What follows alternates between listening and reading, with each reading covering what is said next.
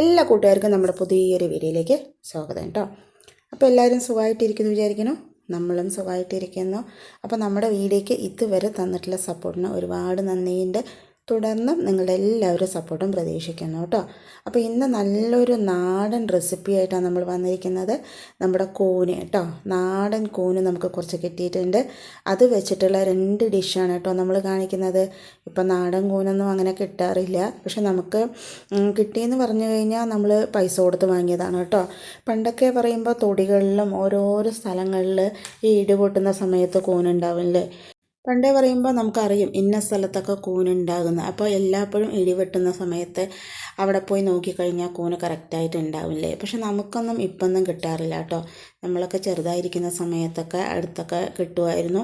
ഇപ്പൊന്നും കൂന് കിട്ടാറേ ഇല്ല. അപ്പോൾ നമുക്ക് ഇപ്പോൾ ഇടിവെട്ടിയ സമയത്ത് നമുക്ക് കുറച്ച് കൂന് കിട്ടിയിട്ടുണ്ടായിരുന്നു. പക്ഷെ അത് നമ്മൾ പോയി പറിച്ചതൊന്നുമല്ല കേട്ടോ. നമ്മുടെ ആ സൈഡൊക്കെ കുറച്ച് മലയും കാര്യങ്ങളൊക്കെ ഉണ്ട് കേട്ടോ. അപ്പോൾ അവിടെ ആൾക്കാർ പോയിട്ട് ആ കാട്ടിൻ്റെ ഉള്ളിൽ ഇതുപോലെ കൂനൊക്കെ ഉണ്ടാകുമ്പോൾ പറിച്ചിട്ട് വരും. അതുപോലെ തേനെടുക്കാൻ പോകും. അങ്ങനെ ആൾക്കാരൊക്കെ ഉണ്ട് കേട്ടോ. അപ്പോൾ നമ്മുടെ അക്ഷയ പഠിക്കുന്ന സമയത്ത് അവളുടെ ക്ലാസ്സിലൊരു കുട്ടി ഉണ്ടായിരുന്നു. അവരിങ്ങനെ കാട്ടിൽ പോയി തേനും ഇതുപോലെ കൂനും ഒക്കെ കൊണ്ടുവരുമായിരുന്നു കേട്ടോ. അപ്പോൾ ആ സമയത്ത് നമ്മൾ തേനും കൂനും ഒക്കെ അവരിൽ നിന്ന് വാങ്ങുമായിരുന്നു. അപ്പോൾ ഇന്ന പോലെ ആരോ കടയിൽ കൊണ്ട് കൊടുത്തതായിരുന്നു കേട്ടോ. അപ്പോൾ നമ്മളും പോയിട്ട് കുറച്ച് കൂന് വാങ്ങിയിട്ട് വരികയാണ് ചെയ്തിട്ടുണ്ടായിരുന്നത്.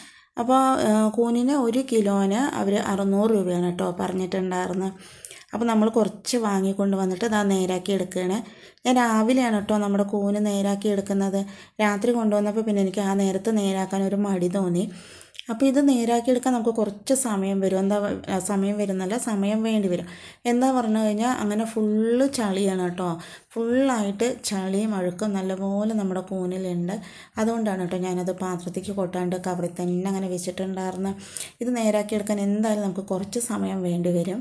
ആദ്യമൊക്കെ ഞാൻ നേരാക്കി എടുക്കുന്ന സമയത്ത് ഇങ്ങനെ ചീന്തി എടുക്കുകയാണ് കേട്ടോ ചെയ്തിട്ടുണ്ടായിരുന്നു.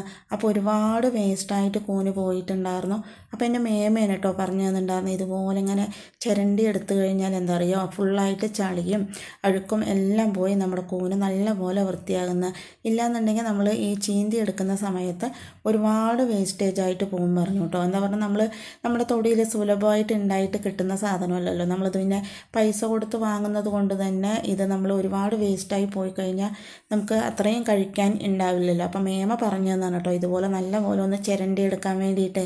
കൂനിൻ്റെ മേൽഭാഗം നമ്മൾ നല്ലപോലെ തന്നെ ചിരണ്ടി എടുക്കണം കേട്ടോ. ഇല്ലയെന്നുണ്ടെങ്കിൽ അതിനൊരു വഴുവഴുപ്പ് ഉണ്ടാവും. കഴിക്കുമ്പോൾ ഒരു ടേസ്റ്റ് ഉണ്ടാവില്ല. ഒരു വഴുവഴുപ്പ് ടേസ്റ്റായിരിക്കും നമുക്ക് ഉണ്ടാവുക. അപ്പോൾ നമ്മൾ നല്ലപോലെ അത് ക്ലീൻ ചെയ്തെടുത്തിട്ടുണ്ട് കേട്ടോ. കണ്ടോ അങ്ങനെ ചളിയാണ് കണ്ടോ. നമ്മുടെ കൈ ഫുള്ളായിട്ട് നല്ലപോലെ ചളിയാണ് കേട്ടോ. ഇതുപോലെ നമ്മൾ ചിരണ്ടി എടുക്കുകയാണെങ്കിൽ അധികം വേസ്റ്റേജ് ഒന്നും ഉണ്ടാവില്ല. പിന്നെ പോരാത്തതിന് ഇത് ഫുള്ള് മൊട്ടാണ്. അതുകൊണ്ട് തന്നെ ഇതിൽ പുഴുവും മറ്റു കാര്യങ്ങളൊന്നും ഉണ്ടാവില്ല കേട്ടോ. അതുകൊണ്ട് നമുക്ക് പിന്നെ അതൊക്കെ നല്ലപോലെ നോക്കി ക്ലീൻ ചെയ്യേണ്ട ആവശ്യമില്ല. ഇതുപോലെ ഫുള്ളായിട്ട് ചിരണ്ടി എടുത്തു കഴിഞ്ഞാൽ നല്ലപോലെ തന്നെ കഴുകിയെടുക്കുക കേട്ടോ. ഞാനൊരു 3-4 പ്രാവശ്യം നല്ലപോലെ കഴുകിയെടുക്കുന്നുണ്ട്. എന്താ പറഞ്ഞാൽ ചിരണ്ടിയാലും അതിൻ്റെ താഴെയൊക്കെ ഒരു മഞ്ഞ കളർ ഈ മണ്ണിൻ്റെ ആ മഞ്ഞ കളറൊക്കെ കാണുന്നുണ്ട്. അതുകൊണ്ട് തന്നെ ഞാനൊരു 3-4 വെള്ളത്തിൽ നല്ലപോലെ കഴുകിയെടുക്കുന്നുണ്ട്.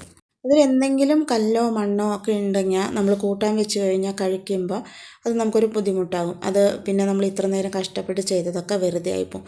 അതുകൊണ്ട് തന്നെ നല്ലപോലെ ഒന്ന് കഴുകിയെടുക്കുന്നുണ്ട്. ആദ്യം നല്ലപോലെ കഴുകിയെടുത്തതിന് ശേഷം നമുക്കിതൊന്ന് കട്ട് ചെയ്തെടുക്കാൻ പറഞ്ഞിട്ടാണ് കേട്ടോ.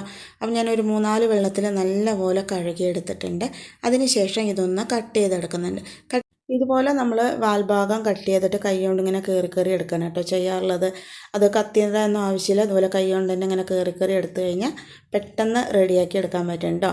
നമുക്ക് ആദ്യം ക്ലീൻ ചെയ്യുന്ന ഒരു പ്രോസസ്സ് മാത്രമേ ഭയങ്കരമായിട്ട് കഷ്ടമുള്ളൂ. എന്താ പറഞ്ഞാൽ നല്ലപോലെ ക്ലീൻ ചെയ്തെടുക്കണം. പിന്നെ വിരിഞ്ഞ നമ്മുടെ കൂനാണെങ്കിൽ അതിൻ്റെ ഉള്ളിലൊക്കെ വല്ല പുഴുവോ മറ്റു കാര്യങ്ങളുണ്ടോ എന്നൊക്കെ ശ്രദ്ധിക്കണം. ഇത് പിന്നെ പുഴു ഉണ്ടോ എന്ന് ശ്രദ്ധിക്കേണ്ട ആവശ്യമില്ല കേട്ടോ. മോവായതുകൊണ്ട് തന്നെ അതിൽ അധികം പുഴുവൊന്നും ഉണ്ടാകാൻ സാധ്യതയില്ല. പുഴു ഉണ്ടാകാൻ സാധ്യതയില്ല എന്നല്ല, പുഴു ഉണ്ടാവില്ല കേട്ടോ. ഞാൻ പിന്നെ അത് വീണ്ടും നല്ലപോലെ തന്നെ ഒന്ന് കട്ട് ചെയ്തെടുക്കുന്നുണ്ട്. ഇതുപോലെ എല്ലാം നമ്മളിതുപോലെ കട്ട് ചെയ്തെടുക്കുന്നുണ്ട് കേട്ടോ. പണ്ടെന്ന് പറയുമ്പോൾ പല സ്ഥലങ്ങളിലും ഈ കൂനുണ്ടാവും. ഇപ്പോൾ എന്ന് പറയുമ്പോൾ കൂനുണ്ടെങ്കിൽ കൂടെ നമ്മളാരും നോക്കാറുമില്ല, കാണാറുമില്ല അല്ലേ. അത് പഴയ ആൾക്കാർക്ക് അറിയും ഇന്നവിടെ വെടിവെട്ടി കഴിഞ്ഞാൽ ഇന്നവിടെ കൂനുണ്ടാവുന്നല്ലേ. നമുക്ക് അതിനെപ്പറ്റിയൊന്നും വലുതായിട്ടൊന്നും അറിയില്ല. പക്ഷേ ഒരു സ്ഥലത്ത് ഉണ്ടായിട്ടുണ്ടെങ്കിൽ വീടി പൊട്ടിക്കഴിഞ്ഞാൽ എല്ലായ്പ്പോഴും അവിടെ ഉണ്ടാകുമെന്ന് പറയുന്നത് കേട്ടിട്ടുണ്ട് കേട്ടോ. ചെറുപ്പത്തിലൊക്കെ നമ്മൾ കുറച്ചൊക്കെ നമുക്കിങ്ങനെ അവിടെ നിന്ന് ഇവിടെ നിന്നൊക്കെ കിട്ടുമ്പോൾ നമ്മളിതുപോലെ കറി വെച്ചൊക്കെ കഴിച്ചിട്ടുണ്ട്. നല്ല ടേസ്റ്റാണ് കഴിക്കാൻ വേണ്ടിയിട്ട്. പിന്നെ നമ്മൾ കട്ട് ചെയ്തതിന് ശേഷം ഇതൊന്ന് കഴുകിയെടുക്കുന്നുണ്ട് കേട്ടോ. ഇപ്രാവശ്യം നമുക്ക് കിട്ടിയ കൂണിൽ ഒരുപാട് മണ്ണും പൊടിയുള്ളത് കാരണം ഞാൻ ഒരുപാട് പ്രാവശ്യം നല്ലപോലെ കഴുകിയെടുക്കുന്നുണ്ട്. വീണ്ടും നമ്മളതൊരിക്കൽ കൂടെ കഴുകിയെടുക്കുന്നുണ്ട് കേട്ടോ. കഴുകിയെടുത്തതിന് ശേഷം ആണ് നമ്മൾ നല്ല തിളച്ച വെള്ളം ഒഴിച്ചു കൊടുക്കുന്നത്. പുഴു ഉണ്ടാവില്ലെങ്കിലും ഇനി എന്തെങ്കിലും ഉണ്ടെങ്കിൽ പൊയ്ക്കോട്ടെ എന്ന് പറഞ്ഞ് ഞാൻ കുറച്ച് ചൂടുവെള്ളം ചൂടാക്കി അത് ഒഴിച്ചു കൊടുത്തിട്ടുണ്ട് കേട്ടോ. അപ്പോൾ നമുക്ക് ഇനി കുറച്ച് ചെറുള്ളി നേരാക്കി എടുക്കാം. ആ നേരാക്കി എടുക്കുന്ന നേരം വരെ അത് അങ്ങനെ വെള്ളത്തിലിരുന്നോട്ടെ എന്ന് പറഞ്ഞിട്ടാണ് കേട്ടോ. പണ്ട് കാലത്തൊക്കെ ഇതുപോലെ കിട്ടിയുമ്പോൾ പറയുമ്പോൾ ഒരു കാലൊക്കെ കിട്ടിക്കഴിഞ്ഞാൽ അതിനെ കൊണ്ടുവന്ന് ഇതുപോലെ വറ്റിച്ച് കഴിക്കുന്ന ആൾക്കാരുണ്ട് കേട്ടോ. ഇതിൽ വഴുതിനങ്ങയൊക്കെ ചേർത്തിട്ട് വറ്റിക്കും. അതും ഒരു പ്രത്യേക ടേസ്റ്റാണ്. വഴുതിനങ്ങ ചേർക്കുമ്പോൾ തന്നെ ഒരു മണവും ടേസ്റ്റൊക്കെ ഉണ്ടാവും കേട്ടോ. പണ്ട് പറഞ്ഞാൽ കൂട്ടുകുടുംബവും കാര്യങ്ങളൊക്കെ ഉള്ളതുകൊണ്ട് തന്നെ ഒരു കാലോ രണ്ട് കാലോ കിട്ടിക്കഴിഞ്ഞാൽ എല്ലാവർക്കും കിട്ടിയെന്ന് വരില്ലല്ലോ. അതുകൊണ്ട് അതിൽ കുറച്ച് വഴുതിനങ്ങയൊക്കെ കൂടുതൽ ചേർത്ത് ഈ കൂനിൻ്റെ കാലും കൂനും എല്ലാം ചേർത്ത് ഇതുപോലെ വെക്കും. അപ്പം എന്താ പറയുക, നല്ല ആ കൂനിൻ്റെ ഒരു മണം ഉണ്ടാകും. അപ്പം മണം മാത്രം മതി നമുക്കിത് ചോറുണ്ണാൻ വേണ്ടിയിട്ട്. ഇനിയിപ്പോൾ കൂന് കഷ്ണം കിട്ടിയില്ലെങ്കിലും കുഴപ്പമില്ല. അന്ന് പറയുമ്പോൾ ഒരുപാട് അംഗസംഖ്യ കാര്യങ്ങളൊക്കെ ഉള്ളതുകൊണ്ട് തന്നെ എല്ലാവർക്കും തികയണ്ടേ. അപ്പോൾ അതുകൊണ്ട് അങ്ങനെയും വെക്കും കേട്ടോ.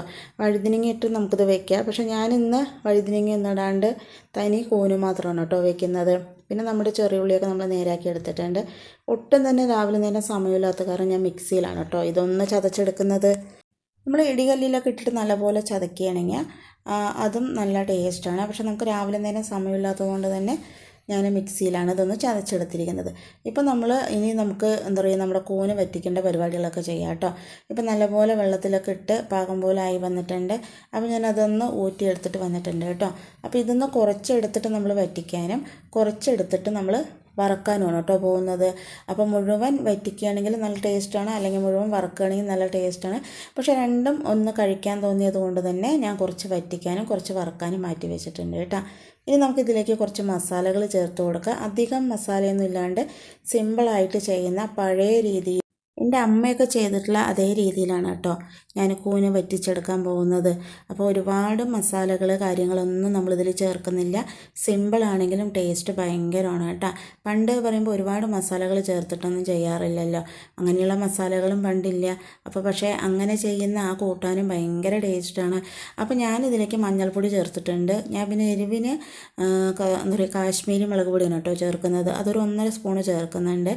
എന്താ പറഞ്ഞു കഴിഞ്ഞാൽ അധികം എരിവൊന്നും ഉണ്ടാവില്ല, അതുകൊണ്ടാണ് കേട്ടോ കുറച്ച് കൂടുതൽ ചേർത്തിട്ടുണ്ടായിരുന്നത്. എരിവുള്ള മുളക് പൊടിയാണെങ്കിൽ അതിനനുസരിച്ച് ചേർത്ത് കൊടുത്താൽ മതി. ഞാൻ എന്നിട്ട് അതിലേക്ക് ചെറിയുള്ളി കൂടെ ചേർത്ത് നല്ലപോലെ തന്നെ ഒന്ന് മിക്സ് ചെയ്തെടുക്കുന്നുണ്ട്. ഇപ്പോൾ നമ്മുടെ കൂണിലേക്ക് നല്ലപോലെ തന്നെ മസാലയൊക്കെ നമ്മൾ പുരട്ടി എടുത്തിട്ടുണ്ട്. സമയമുണ്ടെങ്കിൽ ഒരു 10 മിനിറ്റ് നമുക്ക് അങ്ങനെ വെക്കുകയോ കൂടെ ചെയ്യാം കേട്ടോ. അപ്പം ഞാൻ പറഞ്ഞോളൂ, നമുക്ക് ഈ നേരാക്കി കഴിയുമ്പോൾ തന്നെ സമയം ഒരുപാടായി എന്ന്. അതുകൊണ്ട് പിന്നെ ഞാൻ അധികം വെക്കാനൊന്നും നിന്നിട്ടുണ്ടായിരുന്നില്ല കേട്ടോ. ഇനി ബാക്കിയുള്ള നമ്മുടെ കൂണിലേക്ക് നമ്മൾ മസാല ചേർത്ത് കൊടുക്കണം.